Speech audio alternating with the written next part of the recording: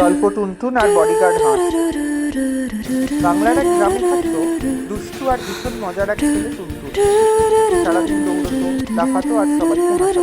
একদিন সকালে মাঠে খেলতে গিয়ে টুনটুন দেখে একটা মোটা হলুদ হাঁস তাকে কড়া নজরে তাকিয়ে আছে।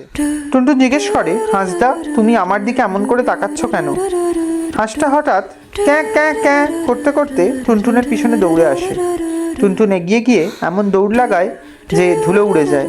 গ্রামের লোকেরা হেসে হেসে গড়াগড়ি খেতে থাকে।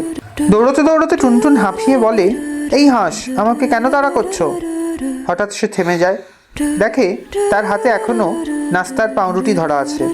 হাঁসটাও থেমে পাউরুটির দিকে তাকিয়ে আছে হু করে। টুনটুন হেসে ফেলে, বলে, আচ্ছা, তুমি তো খাবার চাইছিলে, তা আগে কেন বলোনি হাঁসদা? সে পাউরুটি হাঁসটাকে দিয়ে দেয়।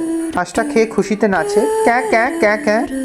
গ্রামের সবাই আরো বেশি হাসে, কারণ খাওয়া শেষ করতেই হাঁসটা হয়ে যায় টুনটুনের বডিগার্ড হাঁস। ঘরে বাইরে রাস্তায় স্কুলে যেখানেই যায় টুনটুন, হাঁসটাও পেছনে টুপ টুপ টুপ টুপ করতে করতে যায়। টুনটুন হাঁসটার দিকে তাকিয়ে বলে, আরে, এটা দেখি তো আমার নতুন বন্ধু।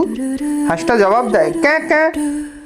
এভাবেই টুনটুন পেল গ্রামের সবচেয়ে মজার বডিগার্ড, একটা খাদক, নাচুক, হুল্লোড় প্রিয় হাঁস।